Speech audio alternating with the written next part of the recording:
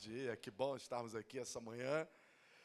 E muita coisa para acontecer, né? O mês de maio agora é o mês da família, a gente vai entrar com o tema família, vamos falar sobre casamento, vamos fazer uma imersão, tanto aos domingos quanto nos decks, que são os pequenos grupos. Se você não faz parte, quero convidar você a conhecer um deck. Ah, mas eu não conheço ninguém, eu não sei quem é. Não tem problema, irmão, nós estamos preparados para receber você. Então, você procura a gente no final do culto. Geralmente acontece às quintas-feiras, o deck. Você vai, tem na minha casa, tem na casa de tantas outras pessoas aqui da igreja. Você é super bem-vindo. Nós vamos ter realmente uma imersão, um curso familiar, 100% focado para a família, para casamento. E nós vamos ter um deck em especial, que é um deck para quem está solteiro nesse momento. A gente brinca, né? Ah, o cupido, beleza, faz parte da brincadeira. Mas eu quero dizer que você que está solteiro, às vezes se sente constrangido. Pô, eu vou no deck, parece que estou com uma placa assim, né? Estou disponível, né? Esse deck de solteiro não é um deck para quem está disponível, é um deck para quem quer aprender, né, a fazer boas escolhas, como é ter uma vida de solteiro na presença de Deus, né? E você aprender pelas experiências dos outros, gente que já teve de relacionamento e vai compartilhar, e eu acho que você tem muito que aprender e também muito que compartilhar. Então, não se sinta constrangido, você que é solteiro, apesar de toda a brincadeira que faz parte, mas é um lugar para você aprender, para você mergulhar, a caminhar com Deus nessa vida de solteiro, entendendo que Deus tem uma família para cada um de nós. Tá? Eu vou voltar agora com a série Gênesis, vou terminar a série Gênesis com a história de José, e próximo domingo a gente já entra na série Família. Bem, eu parei na série Gênesis com Jacó enganando o próprio irmão e ali fazendo um negócio, né, um negócio da China, roubando-lhe o direito, né, roubando não, né, ele comprou o direito de primogenitura. Para quem não sabe, a palavra Jacó, o nome Jacó, significa calcanhar. A Bíblia diz que quando Esaú nasce, o seu irmão gêmeo, nasce na frente, Jacó nasce segurando o calcanhar do irmão, e ali já mostrando que haveria uma briga, né, para quem teria o direito à primogenitura. E Jacó, ele vai se utilizar de meios imorais, vamos dizer assim. Ele se torna um mentiroso porque ele quer a bênção de qualquer forma, de qualquer custo. Né, ele engana o próprio irmão, facilitando um negócio, e ele vai enganar o próprio pai na sua velhice cego. Ele se passa pelo seu irmão, e ali engana o próprio pai, o pai o abençoa, e Jacó, ele vai começando a sua vida enganando pessoas, enganando o próprio irmão, enganando o próprio pai. E Deus vai dar um stop nesse cara. Deus quer mudar a história dele. E como é que Deus muda a história de um homem metido a esperto? Colocando um cara mais esperto na vida dele. Né? Jacó vai parar na casa de Labão, vai casar com a filha de Labão. Um cara, irmão, é um ensaboado, um verdadeiro 7-1. Né? Bota ele para trabalhar 14 anos em prol do dote das filhas. Ele trabalha mais tempo de graça. Labão oferece acordos para ele, vai refazendo acordos, vai enganando. Esse homem que está acostumado a enganar pessoas, passa 20 anos sendo enganado pelo sogro, e Deus vai lá dar um stop na história dele. Deus vai lá intervir na história dele, e vai falar, olha só, sai desse lugar, né, rompe com essa aliança com o seu sogro. E Deus faz isso na nossa vida muitas das vezes. Deus tem que romper algumas alianças que a gente constrói quando a gente nem consulta Ele. Às vezes a gente se mete em situações, a gente se pergunta, Deus, como é que eu vim parar aqui? Como é que eu fui me meter nesse negócio? E Deus está nos ensinando que tudo na nossa vida precisa começar com oração. A gente precisa perguntar a Deus, a gente precisa falar com Deus, né, no que nós vamos construindo ao longo da vida, o que nós vamos aceitando como proposta, o que nós vamos aceitando como sociedade. Antes de você achar aos seus olhos o que é bom, o que é correto, fala com seu pai, fala com Deus. Deus quer falar muito a respeito da sua vida, do seu trabalho, das alianças que a gente constitui. E aí Jacó volta para casa, ele se reconcilia com seu irmão e tudo mais, e Jacó agora vai ter 12 filhos, que vão representar as 12 tribos de Israel. Nós vamos ver também na vida de Jacó um problema familiar. Né? Jacó se casa com 2 irmãs, uma ele foi enganado pelo sogro, ou seja, ele casa com uma mulher que ele não amava, e ele casa com Raquel, que é irmã de Lia, a qual ele amava muito. E isso vai causar um grande problema familiar, porque ele acaba transferindo nos filhos o amor que ele tem pela esposa. Então ele não amava Lia como ele amava Raquel. E os filhos que eles têm com Lia, eles deixam marginalizado, e Jacó vai amar mais de quem? José e Benjamim, que é o filho de Raquel, da mulher que ele amava. E tudo isso vai começar a gerar um grande problema familiar, porque ele começa a mostrar o seu favoritismo a José. Ele coloca para ele uma túnica colorida, que quer dizer uma túnica de governo, uma túnica de honra. Ele coloca José para supervisionar o trabalho dos seus irmãos. E os seus irmãos começam a ter muita raiva de José, muito ódio de José. Uma história que você já conhece. Até que um dia isso vai se formar uma trama de homicídio, de tentativa de homicídio. E os seus irmãos vão vender José como escravo para o Egito. E você fica se perguntando, como é que uma história familiar, como é que nós deveríamos receber amor de alguém, recebemos ódio, recebemos traição. Mas eu vou começar contando a história de José de trás para frente. E a pergunta é, como alguém que só recebe o mal, como alguém que é traído, é vendido como escravo pelos próprios irmãos, ao final da sua história, concede perdão aos seus irmãos, e não apenas perdão, traz provisão para eles. É possível, irmão, você receber mal e ainda assim fazer o bem? É possível você ser traído por pessoas próximas, pessoas que você ama, pessoas que você confia, e ainda assim você se tornar uma fonte de água doce, uma fonte de água saudável, potável? A história de José, eu quero hoje...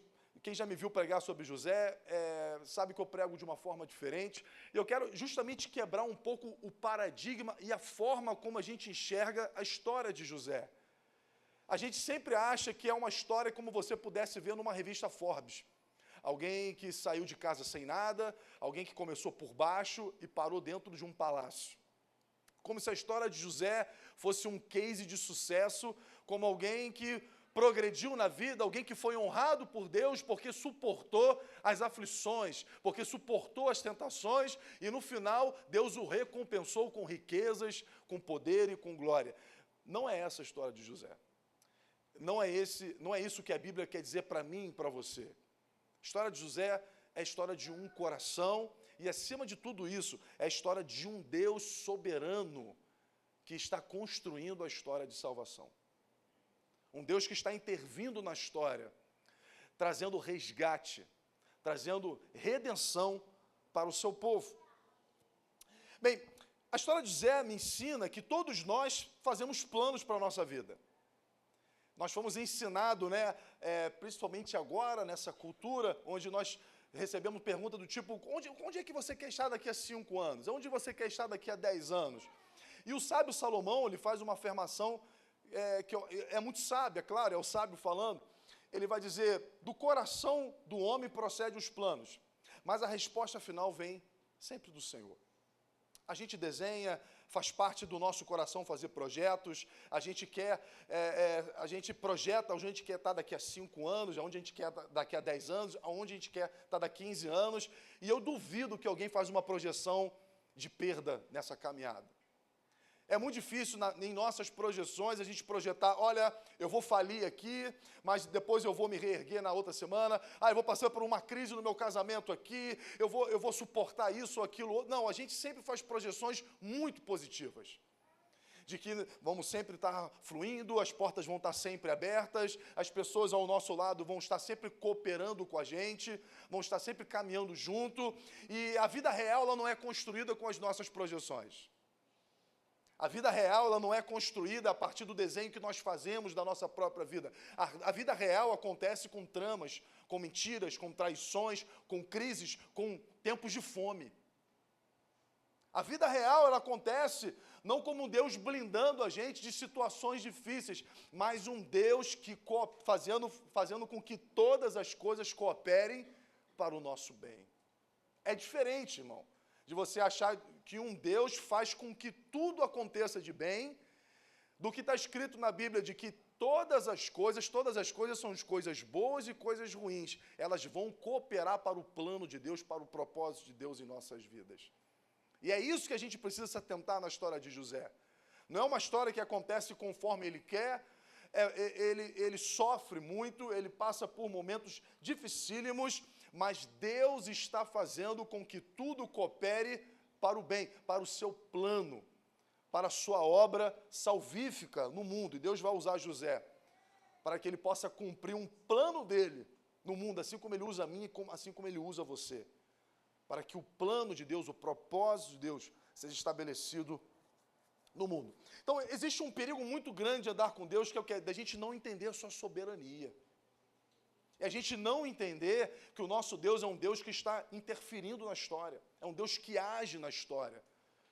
E sabe, quantas pessoas eu conheço, olha, a Páscoa agora para mim foi um grande símbolo de que nós somos um país, entre aspas, cristão, mas é um cristão de nada.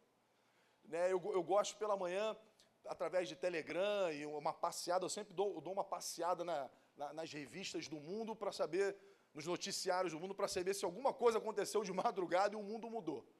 Né? E na Páscoa eu fui lá nos jornais do Oriente Médio e ninguém fala nada a respeito da ressurreição de Jesus, porque eles não creem nisso. O muçulmano não crê no Cristo como um filho de Deus, crê como um profeta, um homem comum. E você vai nos jornais da Índia, da China, do Japão, você não ouve nada a respeito da Páscoa. E por incrível que pareça, num país que se diz mais de quase 90% cristão, também no nosso noticiário nós não vimos nada a respeito de Jesus. Absolutamente nada. Né? Jesus hoje ele é uma opção religiosa, Jesus hoje ele é mais uma opção de fé. E nós não cremos dessa forma, nós cremos que Jesus é o único caminho que nos leva a Deus. Ele é o único caminho. Algo aconteceu na história que mudou o mundo. O Filho de Deus veio, ele esteve entre nós, ele caminhou conosco. Ele morreu, e ele morreu por um plano estabelecido por Deus. E é muito importante nós entendermos, e isso que eu estou falando também prega a história de José, nós entendermos qual é o tema central da Bíblia. A Bíblia é um livro que está apontando para um tema central. E quando a gente erra o tema central, eu vou chamar isso de teologia, quando a gente perde a verdadeira teologia bíblica, quando a gente fala Cristo é o centro, né? Nós precisamos de igrejas mais cristocêntricas. E o que nós estamos dizendo? Nós estamos falando a respeito de uma teologia, uma forma de enxergar a Bíblia. Todos nós olhamos para a Bíblia com lentes. E se hoje nós vivemos num país que não celebra mais a Páscoa, o verdadeiro, real sentido da Páscoa, é porque esse país não é mais cristão. E esse país que abre Bíblia e se diz cristão, na verdade, abre a Bíblia com outras lentes. O que também aconteceu na história no século XVIII, que nós chamamos de na Revolução Francesa, aquilo foi uma revolução humanista. O homem se torna agora o centro da história. Até então, né, nós tínhamos ali uma visão teocrática do mundo, né, todo mundo colocava Deus de alguma forma, mas a partir do século XVIII, se você for ver, parece que ciência e fé se tornaram inimigas, o homem definitivamente tirou Deus do circuito e ele se coloca no centro. E existe uma forma muito perigosa de se ler a Bíblia, é quando você se coloca no centro da Bíblia. E aí a gente começa a olhar a história de José e diz, sim, eu creio no Deus que me tira de poço e me coloca no palácio. Eu creio no Deus que está interessado em me enriquecer. Eu creio no Deus que está, sabe, blindando a minha vida. Eu creio no Deus... E sabe, isso não é o tema central da Bíblia. E é por isso que existem muitas pessoas decepcionadas com a igreja, muitas pessoas que olham para a igreja, sabe, com muita reticência. Eu, como um pastor, eu vejo muito isso, irmão, é muito real. Eu vi de um tempo, assim, que quando se falava de pastor, as pessoas respeitavam. Hoje, em conversas de amigo, quando se fala de pastor, as pessoas riem, como se falam de cargos públicos, como político, deputado, porque pastor hoje virou símbolo de enriquecimento, né, símbolo de poder, símbolo de negociações, escândalos. E a teologia que se prega justamente dessas pessoas, né, que estão escandalizando o Evangelho, é justamente de um Deus que só quer enriquecer. Por quê? Porque Ele quer isso para Ele. Né, um Deus que só quer dar coisas boas. Irmão, vai faltar terreno em frente à praia para todo crente ter casa na frente da praia. né? Vai faltar cobertura em Caraí, porque se a promessa de Deus é todo mundo comer no melhor dessa terra, não pode ter apartamento com quarto andar e cobertura, tem que ser só cobertura para todo mundo. Não pode ter carro popular e tem que ser carro top para todo mundo. Então isso não se encaixa, isso não é o evangelho, irmão. Nós cremos num Deus que prospera, nós cremos num Deus que realmente cuida da provisão, que tira uma pessoa, quando diz a oração de Ana, Deus tira uma pessoa sentado do esterco e coloca ele do lado de príncipes e reis. Eu creio no Deus, irmão, que faz o infinitamente mais, mas tem um propósito por trás disso. Um propósito de reino. Um propósito de reino. Então, ao mesmo tempo que a gente não prega desgraça, pobreza, não, o evangelho é você viver, não, nós cremos num Deus do extraordinário, nós cremos no Deus da provisão, nós cremos no Deus, sim, que faz e continua fazendo e cuidando do seu povo, mas o tema central na Bíblia não é um Deus que quer enriquecer um povo, não é um Deus que só quer favorecer o seu povo, impedindo que ele passe por problemas como decepções, depressão, seja lá o que for. Mas um Deus que está caminhando ao lado do seu povo e fazendo com que todas as coisas cooperem para o nosso bem. E qual é o nosso bem? Essa é uma pergunta que precisa ser respondida. O nosso bem é cada vez mais nos parecermos com Jesus Cristo. Esse é o nosso bem. Então a gente sofre luta, a gente sofre decepções, isso é muito ruim. Mas qual é o lado bom da história? Quando isso nos faz mais parecidos com Jesus Cristo. A gente aprende a perdoar como Ele perdoou. A gente aprende a amar como Ele amou. A gente aprende a servir. Jesus, com uma bacia, uma toalha, lavando pés de pessoas que iriam o trair, que iriam o negar, que iriam abandonar. E Ele está lá, servindo, se doando.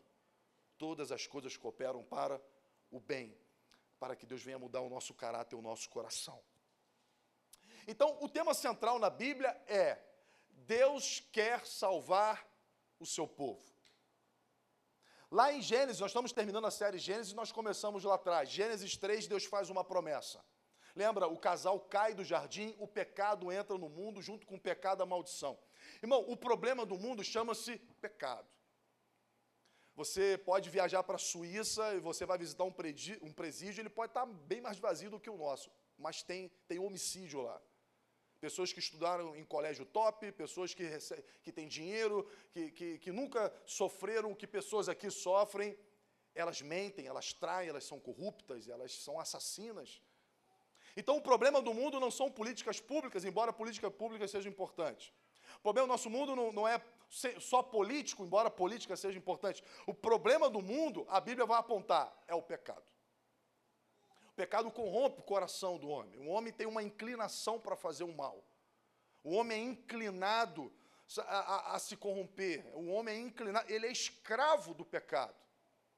E o tema central da Bíblia é um Deus que entra na história para libertar esse povo da escravidão do pecado. E o pecado nada mais é do que a gente servir a nós mesmos, servir ao nosso ego. O que é um político corrupto? É um homem que tem milhões na sua mão e ele pode fazer o bem, ele pode investir em hospitais, ele pode ajudar pessoas com educação, mas ele pensa só em si, ele pensa no seu conforto, ele pensa no seu luxo, e ele rouba o direito de pessoas a usufruírem de saúde ou educação em prol de si mesmo. O nome disso é pecado. Corrupção, fruto de um coração que só sabe enxergar a si mesmo. E o tema central da Bíblia é: Gênesis 3, um casal peca. Por que eles pecam? Porque eles querem ser igual a Deus. A serpente engana. Olha, se você comer desse fruto, vocês serão iguais a Deus. E o que é ser igual a Deus? É ser senhor do que é certo e o que é errado. É a gente dizer para a gente mesmo o que é certo e o que é errado. Isso para mim não é errado, isso para mim é certo. E nós nos tornamos senhores de nós mesmos. Enquanto a Bíblia vai dizer, se renda. Submeta o seu coração à vontade de Deus, porque a vontade de Deus ela é boa, perfeita e agradável. E o pecado não quer que você faça isso, porque o pecado idolatra o seu ego. Então Deus faz uma promessa em Gênesis: porém inimizade entre você e a mulher, entre a sua descendência e o seu descendente, este lhe ferirá a cabeça e você lhe ferirá o calcanhar. Deus está conversando com o diabo, com a serpente. olha, eu vou trazer uma pessoa, e essa pessoa vai esmagar, ela vai pisar na sua cabeça, ela vai extirpar o mal.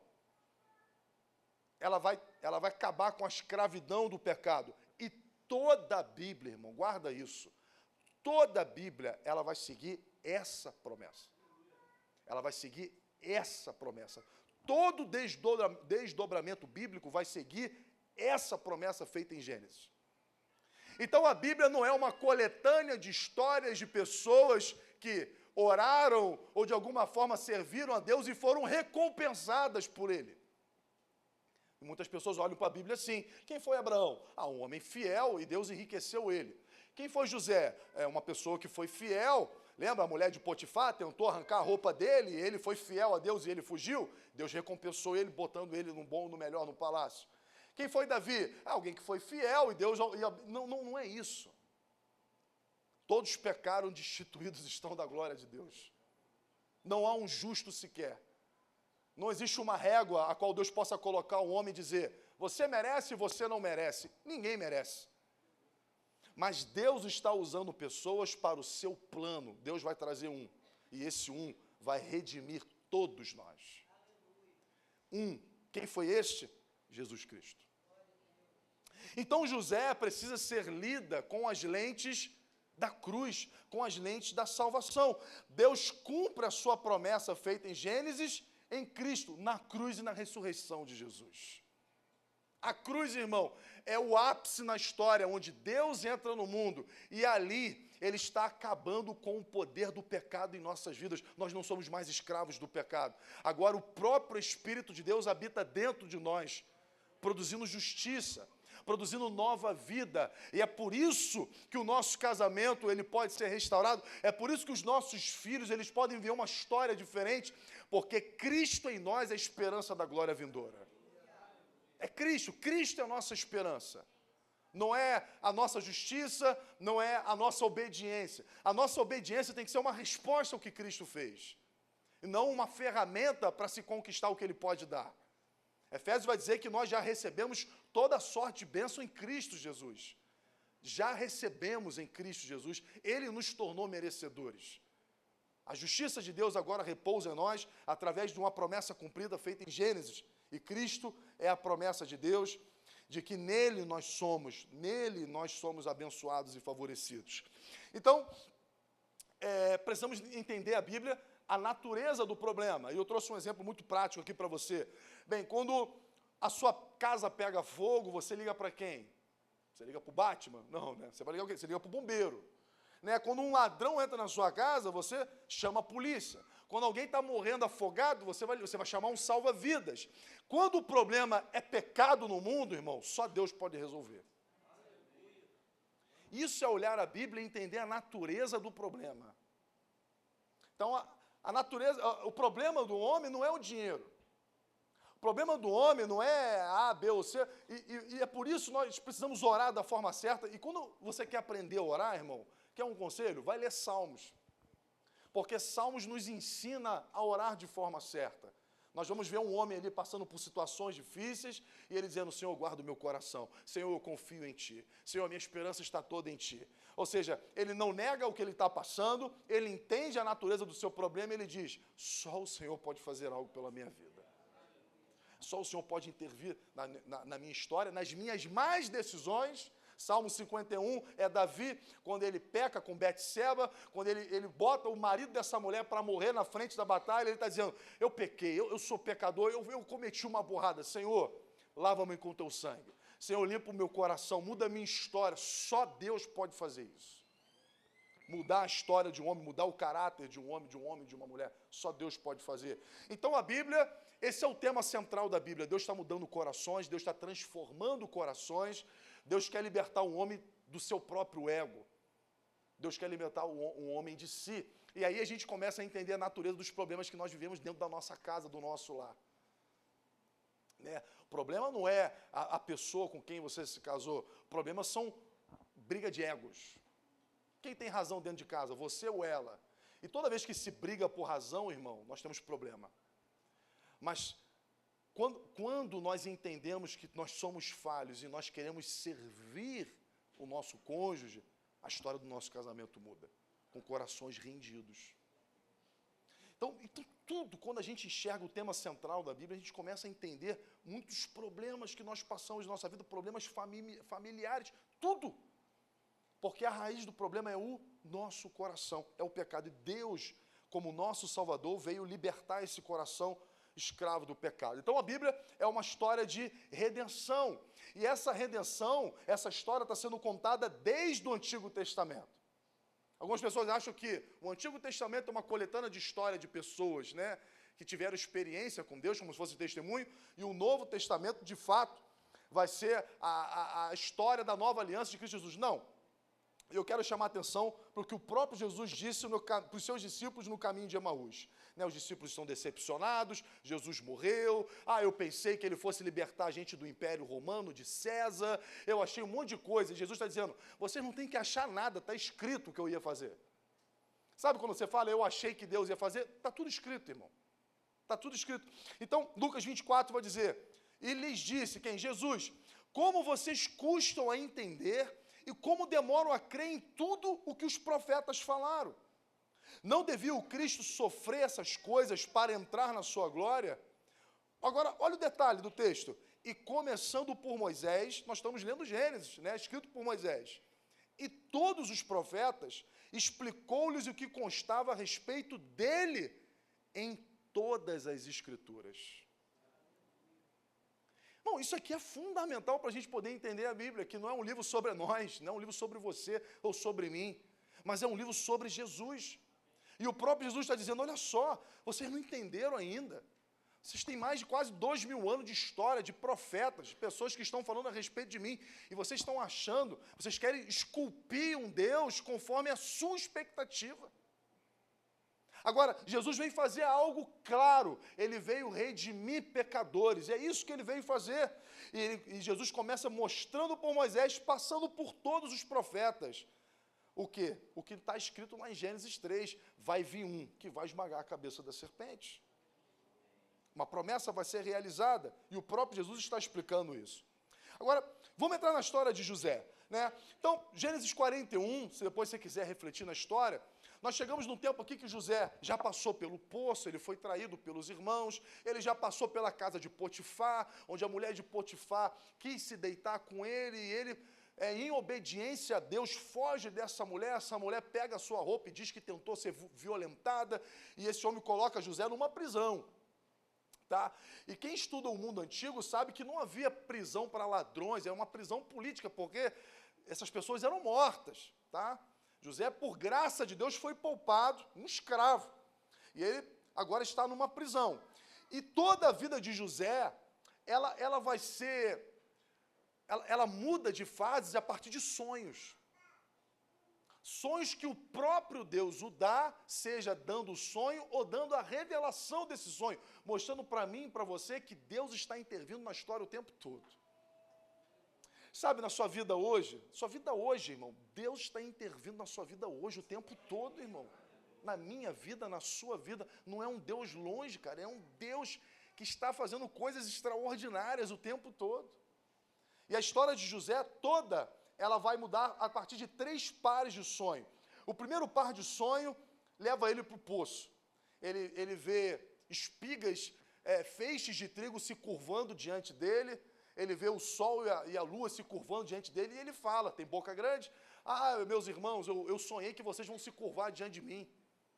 O segundo sonho ele fala para o pai, eu sonhei que você vai se curvar diante de mim. Aí eu falo, meu irmão, esse cara é megalomaníaco, é maluco. Esse cara está querendo mandar até em papai.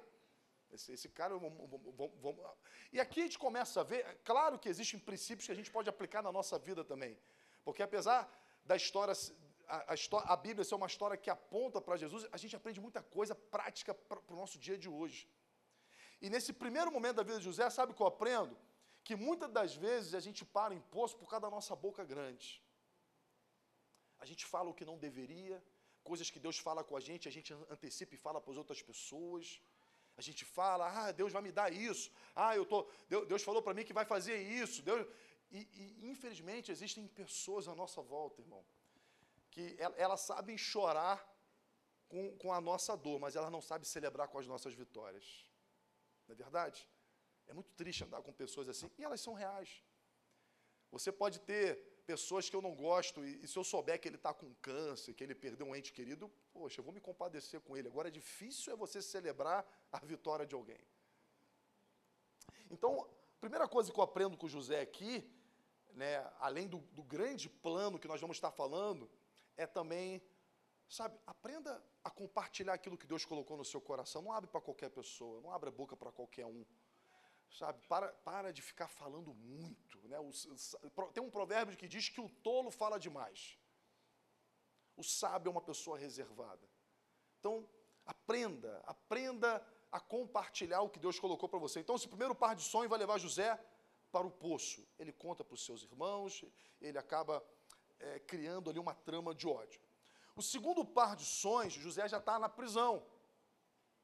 E esse sonho vai levar ele à presença de Faraó. Você tem a história do padeiro, o copeiro, eles têm sonho, e José tem a interpretação ali, padeiro, a interpretação que eu te dou é que você vai morrer. E o copeiro vai voltar a servir a Faraó na casa dele, e de fato isso acontece. E José vai ser lembrado pelo copeiro, por quê? Porque o Faraó vai ter um sonho perturbador. O Faraó teve um sonho de que 7 espigas magras devoravam 7 espigas saudáveis de milho, e 7 vacas magras estavam devorando 7 vacas saudáveis. E ele chama todo mundo para tentar interpretar esse sonho. Ninguém consegue. Ninguém consegue. E aí o copeiro lembra, teve um cara lá na prisão que interpretou um sonho também que eu tive e tal, e José vai parar lá. E sabe o que é o bacana? É que José é alguém que sabe glorificar a Deus, porque José fala para Faraó, o Deus que eu sirvo me deu a interpretação do sonho. Sabe, foi o Deus que eu sirvo. Sabe, José já está na sua caminhada aprendendo a glorificar a Deus, a não trazer glória para si, a glorificar a Deus. E esse terceiro par de sonho vai levar José a ser o governador do Egito. E muitas pessoas param a história aqui. Muitas pessoas acham que esse é o ápice da história. Bem, sofreu pra caramba, né, traído pelos irmãos, preso injustamente, e agora chegou o momento da recompensa. Deus vai colocar esse cara no palácio e vamos glorificar a Deus, porque Deus... E a gente diminui a história de José. Essa história, se nós contarmos só essa história, você pode achar essa história em qualquer esquina da rua, que tem alguém que já veio de um lugar muito humilde e teve sucesso na vida. Então, a Bíblia não está apontando para uma recompensa na vida de José. Existe algo maior por trás disso. E é o que nós vamos falar essa manhã. Eu já falei sobre isso. Então, qual é a grande história que está por trás de José? José faz parte de uma descendência que carrega uma promessa. Da semente da mulher haverá um que vai esmagar a cabeça da serpente. O que acontece logo em seguida que Deus faz essa promessa a uma serpente? 2 irmãos estão no campo, Caim e Abel. Caim vai e mata o seu irmão. Ele mata a descendência, a qual viria Cristo. Então, a Bíblia vai dizer que Adão e Eva têm um novo filho chamado Sete. Nós estudamos genealogia. E através de Sete nós vamos chegar em Noé, 10 gerações, de Sete a Noé. E mais 10 gerações a nós chegarmos em Abraão. E quem é Abraão? Abraão é bisavô de José. Abraão recebe uma promessa de Deus que todas as famílias da terra seriam o quê? Benditas através dele. Através da sua descendência, Abraão. Olha para o céu. Lembra aquele episódio da tenda? Olha para o céu, Abraão. Olha as estrelas. Assim será a sua descendência. E através da sua descendência, todas as famílias, através do descendente, na verdade, todas as famílias da terra serão abençoadas. E José está carregando essa promessa. José faz parte de um povo que carrega essa promessa. O seu bisavô recebeu a promessa que através da sua descendência, todas as famílias da terra seriam abençoadas. Bem, e onde José está? José está no Egito, longe de uma terra prometida. José está servindo a um homem que se acha Deus. José está vivendo um lugar cheio de ídolos. Você acha que esse lugar é a recompensa que Deus tem para ele? Para o seu povo? Claro que não. Imagina se eu contasse a história para você aqui. Ah, eu tenho um filho, eu fui muito fiel a Deus, eu ajudei a igreja Reste na obra, né, dando oferta. E aí o meu filho agora trabalha numa multinacional, ficou milionário. Só tem um detalhe, ele não é crente, ele não serve a Jesus, mas ele tem muito dinheiro. Isso é promessa de Deus para a vida dele? Não é promessa de Deus. Sabe, quando a gente começa a olhar a nossa vida com outras lentes, irmão, a gente começa a entender o que é bênção, o que não é bênção. O que vem de Deus e o que não vem de Deus. Se você olhar com as lentes da redenção, você vê que o ápice da vida de José não é o palácio. Porque ele está servindo a um rei pagão, ele está no lugar imerso de idolatria. Ah, ele tem dinheiro, ele tem poder, ok. Mas ele está distante de uma promessa, a qual Deus disse que haveria uma terra que Deus traria, onde todas as famílias da terra seriam abençoadas. O ápice da vida de José não está em ir para o palácio. Bem, onde está então o ápice? O que Gênesis 41 quer dizer? Bem, se a história de José não é uma história de recompensa, então do que se trata a história de José? Se não é um menino que foi no palácio, que suportou as tentações, as crises da vida, então o que se trata esse texto? O próprio José vai responder isso. Quando os seus irmãos vão agora, no momento de fome, buscar comida no Egito, eles não reconhecem o seu irmão, eles acham que o seu irmão morreu. E vai chegar um momento que José vai se apresentar aos irmãos. Olha o que José fala. Cheguem mais perto, disse José a seus irmãos. Quando eles se aproximaram, disse-lhes, eu sou José, seu irmão, aquele que vocês venderam ao Egito.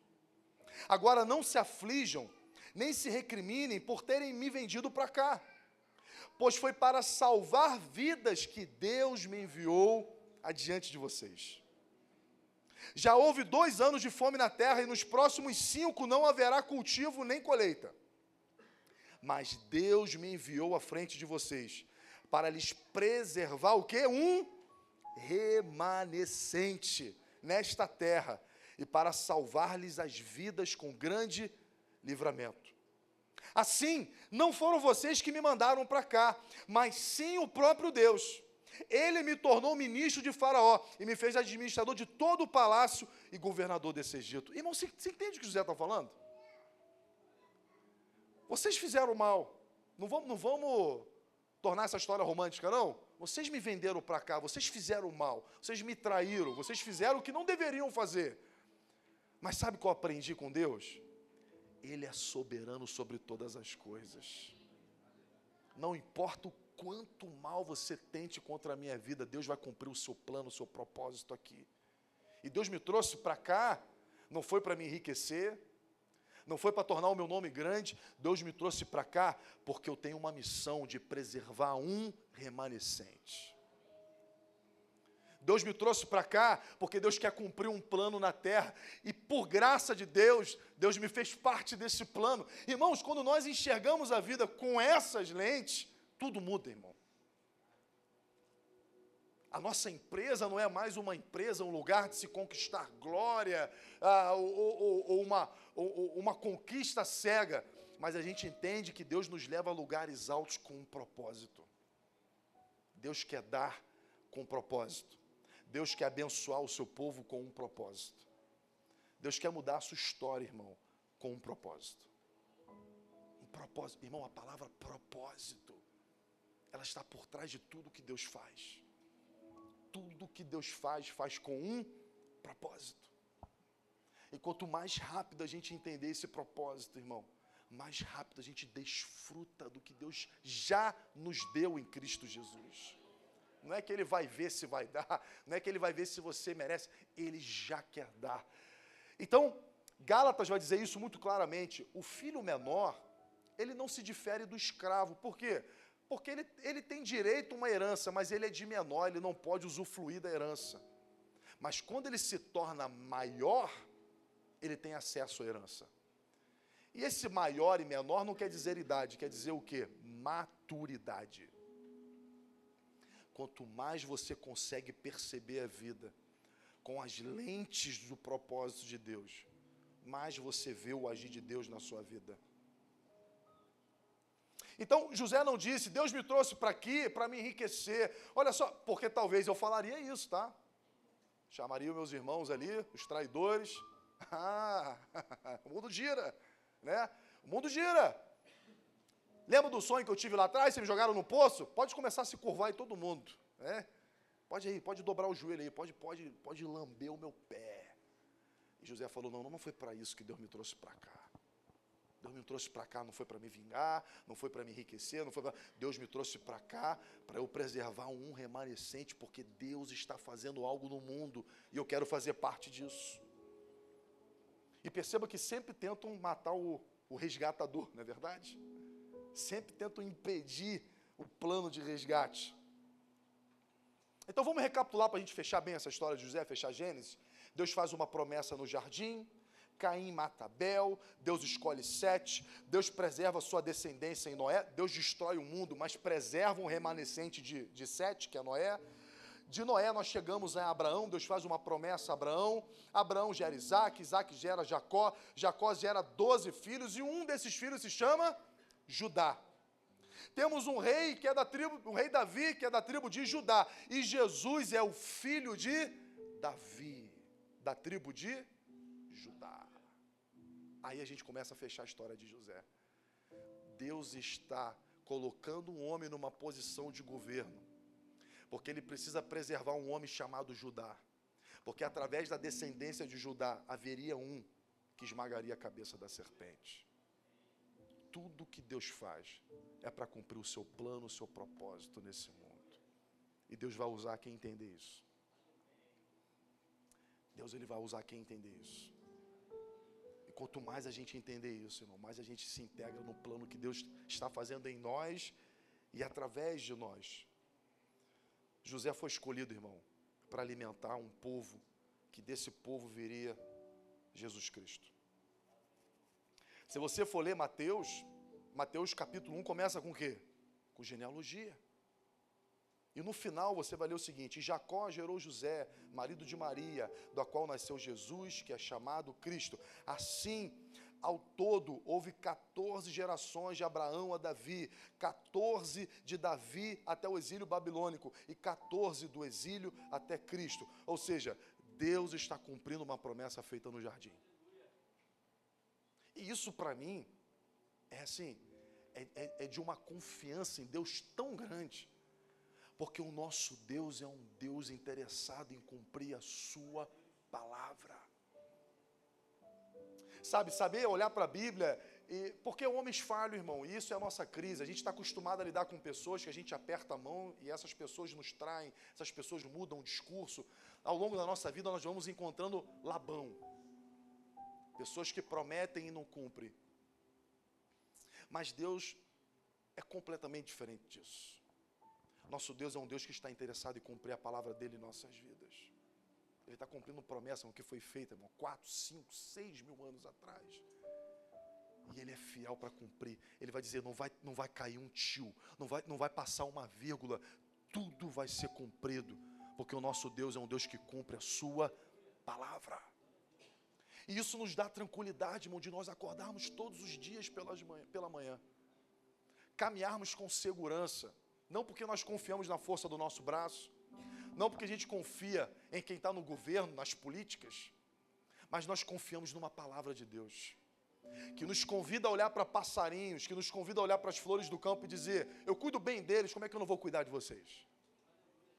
Não andeis ansiosos por coisa alguma, não fica preocupado, porque não haverá alguém que possa revogar uma palavra de Deus sobre a minha vida, sobre a sua vida, sobre a nossa casa, sobre a nossa família. Nós somos um povo abençoado por Deus, irmão. Então, o que nós precisamos, na verdade, é um olhar de alguém que sabe que é abençoado. É por isso que a gente não precisa fazer culto da vitória, porque em Cristo Jesus nós somos mais que vencedores. Nós somos mais que vencedores. Não precisamos fazer o culto da bênção. Nós já somos abençoados em Cristo Jesus. O que nós precisamos é o que o profeta Oséias disse, né? Meu xará, o meu povo perece, mas perece por falta de conhecimento.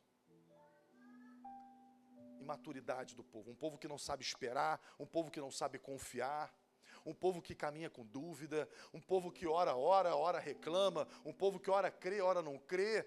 Então nós precisamos o quê? O que o apóstolo vai dizer, sede firmes e constantes no Senhor. O nosso Deus já deu prova suficiente que Ele cumpre a palavra dEle. Ele não volta atrás. Ele cuida de mim, cuida de você. Ele cuida de cada um de nós. Queria que você ficasse de pé comigo. Então, independente de como é que está a sua história hoje, irmão. Independente de como está a sua história hoje. Na cruz nós encontramos perdão. E o perdão é a oportunidade sempre de recomeçar. Eu não sei se você está numa fase de vida hoje que você está sob escombros. Tudo ruiu, tudo acabou. Eu quero dizer para você que em Cristo você pode recomeçar. Deus lhe dá o direito de recomeçar. Na cruz nós encontramos redenção. É quando nós olhamos para a nossa vida e disse, cara, eu errei. Que burrada eu cometi. Eu estou sofrendo pela escolha do pecado que eu fiz no passado. E a cruz vai dizer para você, mas você em Cristo, você está perdoado. Não há mais condenação para aqueles que estão em Cristo Jesus. Sabe, levanta a cabeça. Deus tem palavra, Deus tem promessa para cumprir na sua vida. E na cruz nós encontramos propósito. Na cruz nós entendemos que a nossa vida ela tem valor. De que Deus é um Deus que está interferindo na nossa história para cumprir os seus planos, o seu propósito em nós.